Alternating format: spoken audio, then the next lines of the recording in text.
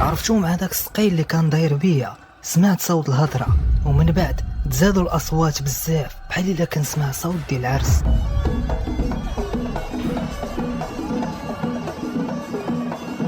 وهنا تاكدت تماما انني واقف عند واد اللي مسكون، وهادشي اللي كنسمعو دابا هي اصوات الجن براسها، وهادشي اللي كنشوفو قدام 100% ومن دون شك انه جن.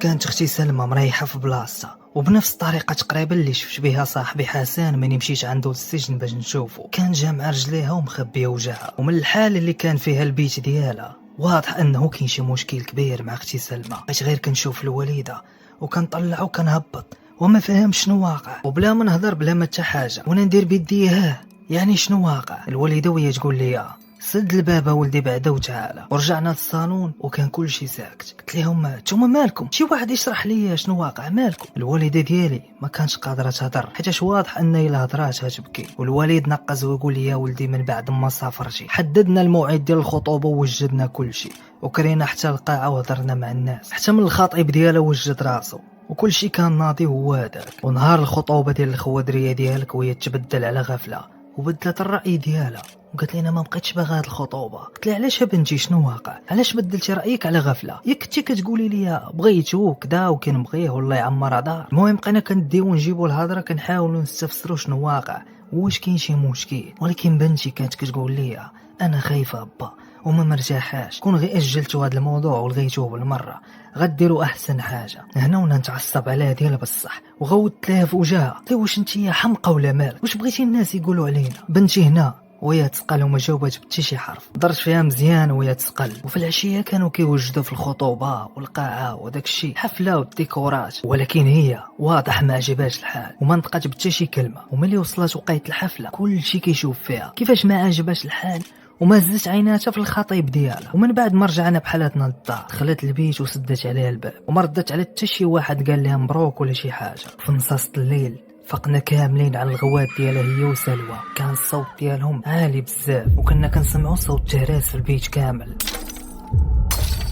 تمينا غاديين كندردكو كاملين، حلينا الباب ما بغاش يتحل وبدينا حتى حنا كنغوتو وكنقول لهم حلوا الباب حلوا الباب. وسمعنا صوت سلوى من ورا الباب وهي كتقول ما بغاش يتحل لي الباب بابا. قلنا لها شنو واقع؟ عمر وينقص قال لها بعدي من ورا الباب انا غنحاول نهرسو دابا. وبقات يضرب مسكين في الباب حتى تهرس وتحل. من بعد خرجت سلوى كتجري وهي مرعوبه، وسلمى كانت لداخل وكانت كتهرس كل شيء في البيت ما خلات حتى شي حاجه في بلاصتها، كاع المرايات هرسته. دخلنا وحاولنا نشدوها ونكالميوها وهي غير كتغوت وكتقول قلت لكم ما باغاش وتا واحد ما تسوق ليا، سيروا بحالكم دابا وخلوني بحالي. يديها كانوا كاملين مشروحين من داك الزاج. قلنا لسلوى اختك مالها شنو وقع لها؟ وحتى سلوى ما كانش قادره تهضر. جا عمك عبد الله ومرته حتى هي جات حيت غواتهم كان مسموع في الدرب كامل، حتى من الجيران كانوا واقفين في الباب وكيسولوا شنو واقع. دخلات مرت عمك هي والوالده ديالك لعند سلمى، وبقيت انا وعمك عبد الله تنكالميو في سلوى حتى تقدر تعاود لينا ولا تقول لنا شنو وقع. في الاخر هو يهضر معاه وقال لها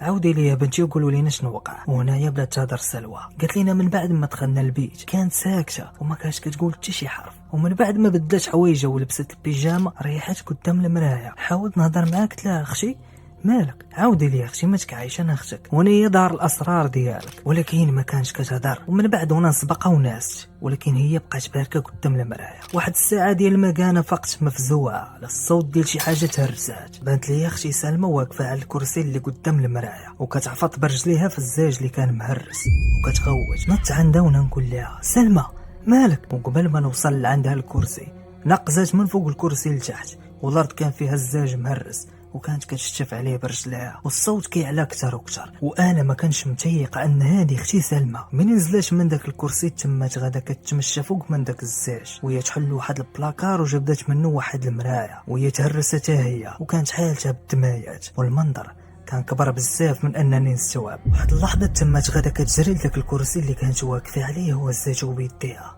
وبدات كضرب به البلاكارات وكضرب به كل شيء. وانا هنا بديت غير كنغوت من الخلعه حتى سمعت صوت الوالد والوالده من وراء الباب. بغيت نحل الباب ما بغاش يتحل، كان الباب بحال مسدود من الداخل. الساقطه ديال الباب ما بغاش تهبط، كان الباب قاصح. حتى جا خويا عمر وهرس الباب. عرفتوا الخوت انا هنا كنسمع فهاد الهضره وما متيقش ان هادشي كله واقع في الدار. كمل لي الوليد وقال لي من خرجت مرت عمك من البيت شافت اختك وقالت لنا السيده راه في حاله خطيره خصنا ندوها للسبيطار. ومن يديناها للسبيطار ضربوا ليها ليباري وهدؤوها باش يقدروا يخيطوا ليها. وامو قالت لنا باللي البنت مجروحه بزاف ومتاثره. مرت عمك في الاخر عطاتنا الرقم ديال واحد الشيخ ومن مشينا للدار اتصلنا بالشيخ والغد ليه جا لعندنا باش يدير خدمته. عاودنا ليها شنو وقع. قال لنا باللي متسلط عليها جن عاشق، يعني فيها جن كاشقه وما بغاها لا تخطب ولا تتزوج، وهادشي كيحتاج وقت وجلسات بزاف باش نقدر نخرج داكشي اللي فيها. الصراحه ما قدرناش نخبيو مازال حتى من خطيبه في الساق الخبار جا الغد ليه هو يفسخ الخطوبه وهي من داك النهار دابا في نفس الحاله. ومع ان الخطوبه تفسخات ولكن حاجه مازال وكتزاد اكثر من قبل. ما كتناش 3 ايام متابعه وكترجع لها نفس الحاله. وكل ما كتجيها الحاله ديالها والغوات كنتصلوا بالشيخ صادق كيجي كيشوفها حتى كتكالما وكتنعس. هادشي وليدي علاش ما بغيناكش تفيقها حيت يلاه نعست ساعتين دابا. درت وبقيت كنشوف لهم في وجههم كاملين وانا ما متيقش هادشي اللي سمعته. قلت لهم واش هادشي كان باين فيها قبل الخطوبه؟ يعني واش كانوا تصرفاتها ماشي طبيعيين؟ وكل شيء جاوبني وقال لي لا بالمره اختي كان طبيعيه بزاف. رجعت وانا نعاود نسول اختي سلوى وأكدت عليها أنها تفكر أي حاجة ولكن قالت لي لا كانت تصرفات ديالها طبيعية. قبل من الخطوبة ديالها بنهار كانت فرحانة ومن بعد كل شيء سقل. وهنا بدات يهضر الوالد وقال لي يا ولدي ما تبرزتش راسك وتكبر الموضوع بحالك بحال امك. رحنا وليدي كنحاولوا معاه وكنحاولوا نعالجوا في الموضوع وكنتبعوا الجلسات ديال الشيخ صادق. المهم ولدي قول لي انت عاود لينا على الفترة ديالك في العسكر. قلت لي الوالد اسمح لي الله يرحم الوالدين حتى نعاود لك من بعد عيد ديال بصح من الطريق وهادشي اللي سمعته. الوالد هو تقول لي يا ولدي نوض دوش مع راسك دوش واجد مني غتسالي غتقلع شي واجد وغنتعشاو مجموعين. وقفت وتميت غادي ولكن رجعت وانا نعاود نسولهم ما حاولتوش تشوفوا شي شيخ ولا معالج روحاني واحد اخر من غير هاد صادق هذا. الوالد قال لي يا ولدي لا هذا الموضوع هذا كيحتاج شيخ واحد حيت هو اللي كيعرف الحاله ديالها هو اللي خصو يبقى يتعامل معها. والصراحه ما نكذبش عليك كنشوفوا نتائج اللي زوينه مع الشيخ صادق. هادشي علاش ما نحتاجوش شي واحد اخر. ما زدت شي كلمه ومشيت دوش مباشره وكنت كنفكر بزاف وخايف على اختي ديالها بصح. من بعد العشاء كنا باركين وخرجت الوالده من الكوزينه وهي تقول لي ولدي ما عرفتش مال هاد الزهر عندك بغيت نحط حوايجك في الماكينه باش نصبنهم ولكن ما بغاتش تخدم. قال لنا الوالد ماشي مشكل غدا نشوف شي معلم يجي يشوفها. انا وهي طيح لي في بالي الورقه سولت الوالده قلبتي لي حوايجي قبل ما تصبنيهم؟ قالت لي لا وليدي غاديك الحوايج اللي حطيتيهم تما درتهم في الماكينه. نط مباشره مشيت للبيت وقلبت في الحوايج اللي تما وما لقيتش الورقه. ومن بعد مشيت مباشره للماكينه ديال الصابون جبت من السروال وقلبته وفعلا خرجت الورقه اللي كانت تما وخشيتها في جيبي. من بعد رجعت الحوايج للماكينه وركت على البوطونه اللي كتخدم الماكينه ولقيتها خدمات. ويدخل الوالده قالت لي يا ولدي واش وضرتي شي حاجه؟ قلت لا الوالده راك نشوف الماكينه مالها. استغربت الوالده وتقول لي ويلي هاد الماكينه مالها مبغاش تخدم ليا فاش بغيت نخدمها. قلت لا الوالده ماشي مشكل غير الضو ما كانش دايز مزيان وصافي. ومباشره مشيت للبيت ديالي حليت هذيك الورقه وحاولت نعرف شنو المضمون ديالها ولكن ما فهمت والو. في الاخر وانا نخشيها في واحد المجر ولا الناس وشفت في المنام ديالي اختي سلمى كتبكي وباركه على ركابها ويديها مشدودين بالحبل ومزوزين الفوق. قدامه واقف واحد السيد اللي ما بينيش الملامح ديالو يديه اليسريه هز فيها طرف ديال الثوب قهوي. هو كان واقف قدامه اختي عاطياني بالظهر وكان كيرش عليها واحد الماء. واختي كتقول ليه دخلت عليك بالله عطيوني اتساع ما ديروش فيا هاد الحاله. وهو كان تيجاوبه وتيهضر بواحد الصوت صراحه ما فهمتش هضرته. شويه ويتبان لي اختي سلمى شاعله فيها العافيه وكتحرق. ديك الساعه وانا نغوت وكنت باغي ندير داك الهنده ولكن تما ضربتني الفيقه وقلبي كيضرب في المية وعرقان بزاف. مع ان الجو كان بارد ولكن عرقت بزاف ما فهمت والو. نط مباشره البيت في الناس سلمى. الدار كانوا صادين عليها من برا باش ما تحلش الباب. شويه وانا نحل الباب غير بشويه هما كانوا مشعلين على الضو ما كانوش باغيين يخليوه في الظلام. وبقيت كندور عينيا في الناموسيه ولكن ما كانش اختي. حليت الباب كامل وبديت كنقلب في البيت وما شفتش اختي سلمى. وبديت كنقول بشويه سلمى فينك ولكن ما جا حتى جواب. سمعت صوت خفيف جاي من البلاكار ومني قربت سمعت صوت ديال الانفاس. اختي مسكينه حسيت بها مخلوعه. قلت لها سلمى حبيبه ديالي انا هنايا معاك. وبديت كندق في داك الباب ديال البلاكار وهي تجاوبني وقالت لي خلوني بحالاتي وبعدوا مني ما ديروش فيا هاد الحاله. حليت الباب ديال البلاكار وانا نقول لها اختي ما تخافيش، انا خوك يوسف. ومني جات عيني في عينيها جاتني رعشه ديال الخوف. ما كانش اختي سلمى بالمره، كانوا عينيها حمرين بحال الدم، وتحت من عينيها كحل، والشعر ديالها بحال ما مشوتش 10 سنين. هذه كان مشاكك بحالته. بدات كتطلع وكتهبط فيا بحال الا كتشوفني اول مره، وقبل ما نقول اي كلمه غوتت بصوت لي عالي، قالت لي بعدو مني، وهي تهجم عليا ودفعتني اللور. دفعتني واحد الدفعه اللي وصلت النص ديال البيت وطاحت في الارض، وخرجت كتجري من البيت وهي كتغوت. الخوادريه ديالي كان الجسم ديالها ضعيف بزاف، ومستحيل تكون القوه ديالها هي هذه اللي دفعتني بها الدفعه. وهادشي اللي كنشوفو ماشي اختي سلمى اللي كنعرفها. تما كاينه خرجت من البيت كتجري وكتغوت، تجاو الدار طايرين لعندي، شدوها وكالماوها ورجعوا للبيت. قال لي الوالد اش دخلك لعندها، علاش فيقتيها؟ قلت لا الوالد، دخلت غير باش نطمئن عليها. دخلت كنقلب عليها ما لقيتهاش. واحد اللحظه خرجت على غفله من البلاكار وخرجت من هنا. دخلنا عليها البيت وحاولنا نكالميوها، ولكن الصدمه كانت فيما كتشوفني انا بالضبط كتبدا تغوت وكتقول خرجوا عليا هذا من هنا، والوالده كتقول لها هذا راه خوك يوسف بنتي، مالك؟ كتغوت وكتقول هذا يبعد من هنا ولا نصفيها لراسي. شدني الوالد من يديه وخرجني برا. قلت لي الوالد انا ما متيقش هادشي اللي كنشوف بعينيا. اختي سلمى انا اكثر واحد مقرب ليها وعزيز عليها في الدار، كتقول عليه هادشي، انا ما متيقش هادشي الوالد. وتما بديت كنبكي. الوالد تيكالمي وتيقول لي يا ولدي هذه غير حاله وغدوز منها، ما قدراش تعرف عليك ما تكعاش يا ولدي، ان شاء الله غتحسن الحاله ديالها، انت غير شد فراسك وما تخافش. وانا جريت دم من الوالد ومشيت دخلت لبيتي ودخل ورايا خويا. قال لي الخوادري اختك اول مره غدير بحال هكا، هي راه كتعرفنا كاملين، لا حول ولا قوه الا بالله، والله يبعد على الشر. تما هو يعيط خويا الشيخ صادق قال لي ضروري تجي غدا. استغرب بزاف حيت هو يلا كان عنده غير البارح، وهنا ما نطقت بحتى شي كلمه. مني شافني الخوادري ديالي ساقل وما كندويش، حضر راسو تما خارج بحاله، وبقيت انا غير راسي بارك. وقت فين ما كنتفكر داك الموقف القلب ديالي تيبدا يوجعني اكثر وكنبكي اكثر. ما جانيش الناس بالمره حتى طلع الصباح شويه وانا سمعت دقان في الباب. من خرجت من البيت بان لي الوالد وعمر حالي الباب. كان داخل معاهم واحد السيد اللي ما قدرتش نشوفه مزيان، ولكن داكشي اللي قدرت نشوفه خلاني نتصدم. كان هاز معاه واحد الطرف ديال الثوب في يديه، ويرجع ليا بالي ديك الساعه الحلم اللي شفتها. داك السيد اللي كان واقف قدام اختي سلمى كان هاز نفس الطرف ديال الثوب اللي هزوها خونا. وتميت غادي جيت للبيت، ما بغيتش ندير الحاسه وما بغيتهمش يشوفوني، بقيت واقف غير برا كنشوف من الباب. ما كنتش باغي اختي حتى هي تشوفني، وانا نشوف الشيخ صادق هو تيحط شي حاجه في واحد الطبسيل. ومن بعد خرج من الصاك ديالو واحد الفاخر، داك الفاخر اللي كيشعل بالزربه، وحطو وسط داك الطبسيل بدا تيطلع الدخان. ومن بعد خرج شي حاجه وكبه في الماء وقال ليها شربي. ومن بعد هز داك الطبسيل ودوروا ليه على راسه. هنايا وانا رجع لبيتي وسديت عليه الباب، وبقاو الافكار تيدوروا ليا في راسي. داكشي اللي شفتو في الحلم ما كان شي حاجه عاديه، وتماما بحال الحلم ديال مش الكحل. وطاحت لي في بالي الحفره اللي خرجت منها ديك الورقه، يعني الاحلام ديالي مرتبطه بالحقيقه. القلب ديالي مرتاحش بالمره لا تخونا اللي سميتو صادق.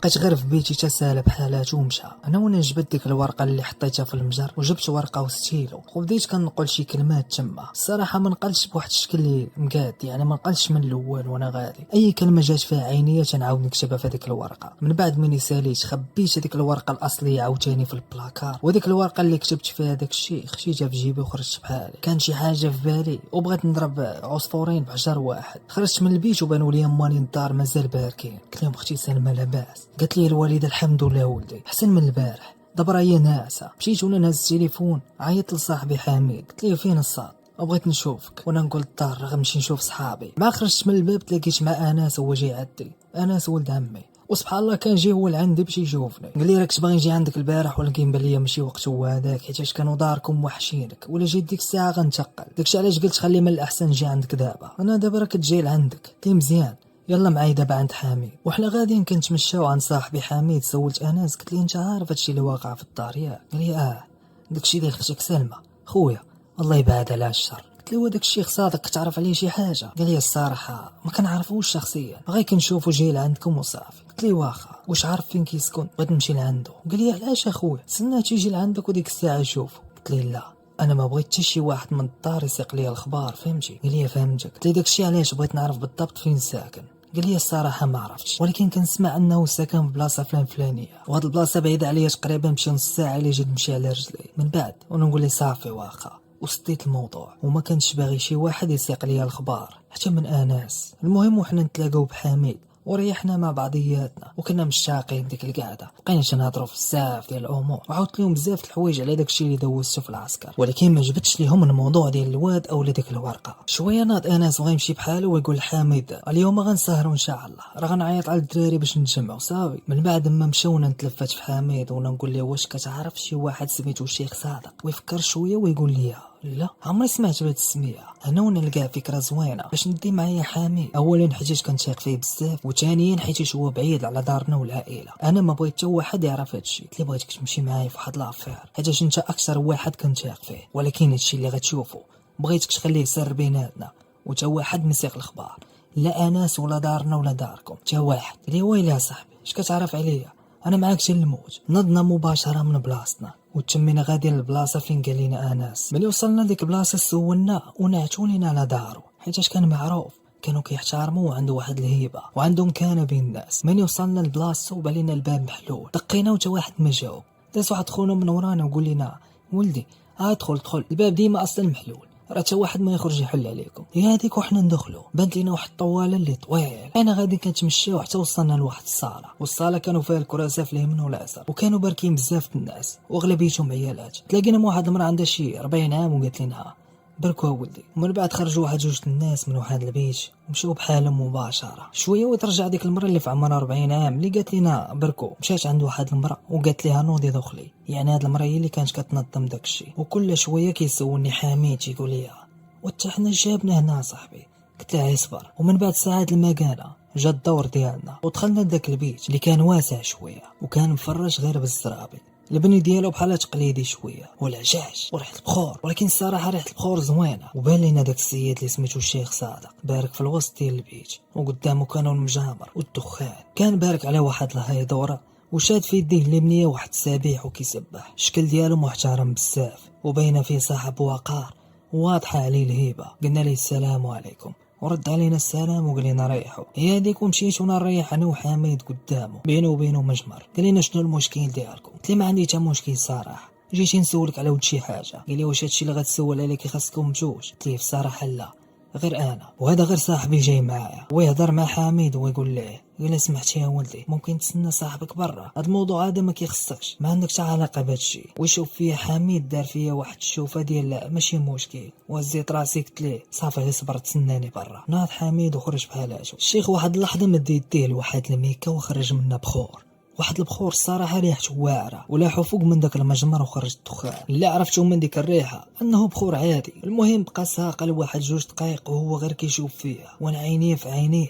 وكنتسناه يقول لي شي كلمه. واحد شويه هو يقول لي واش ما عجبكش الحال حيت صاحبك حميد مشى؟ وانا نتفاجئ من كلامه. حنا ما قلنا ليه لا سمياتنا لا والو وحتى واحد برا ما سولنا على سمياتنا. ولكن هادشي ماشي غريب على بحال هاد الناس، هما كما تيقولوا اصحاب كرامات وعندهم طريقه يعرفوا بها كل شيء وكيعرف معلومات على داك اللي بارك قدامه قبل ما ينطق. هنا وانا نقفز من بلاصتي من طاحت لي في بالي انه ممكن يعرفني للجاي ويعرف عليا كل شيء وشنو مخبي ويقول لي شتوك ساكت. حسيت بالنظرات ديالو وكيفاش يدقق فيا بحال الا عايق بيا ويسولني وقال لي وانت شنو سميتك؟ والسؤال الثاني ديالو ضايقني بزاف، كيفاش عرف سميت صاحبي وانا ما عرف سميتي؟ ولا واش كيدير هذا الاسلوب غير باش يعرفني واش غنكذب ولا نقول الحقيقه؟ قلت ليه سميتي يوسف. ورجع خشى يديه في واحد الميكا وخرج واحد بخور زوين وعاود لاحو في هذاك المجمر وطلع الدخان. بقى غير كيشوف فيا وكيطلع وكيهبط شويه ويقول لي مالك شنو عندك؟ مديت يدي في جيبي وانا جبت ديك الورقه اللي كتبت فيها دوك الرموز والكلمات وعطيتها عليه. حل ديك الورقه وبقى غير كيشوف فيها شويه ويهز فيها عينيه ويقول لي شنو هادشي؟ قلت ليه ما عرفتش راه داكشي اللي جاي نسولك. ورجع شاف في الورقه عاوتاني وبقى كيشوف ويقول لي منين جبت هاد الكلمات والتعويضه الاصليه فين هي؟ قلت ليه اصليه؟ شمن اصليه؟ ما فهمتش شنو قصدتي. قال لي الورقه الاصليه اللي مكتوب فيها هاد المخطوطه كامله. وتما عرفت انه كيقصد ديك الورقه اللي خبيتها في الدار، ولكن اول مره غنسمع هاد الكلمه. قال لي تعويده. قلت ليه ما عرفتش شنو قصدتي بهاد المخطوطه او التعويده اللي كتهضر عليها، ولكن هادشي اللي في هاد الورقه كان مكتوب في واحد الصخره وانا نقلته. ويقول لي هاد الصخره اللي كتهضر عليها فين كاينه؟ وتما وانا نقول ليه السميه ديال المنطقه والبلاصه، حيت الصراحه خونا ضاقني ديال بصح من الطريقه ديال الهضره ديالو، ولكن كان عندي فضول بزاف باش نعرف شنو باغي يقول لي.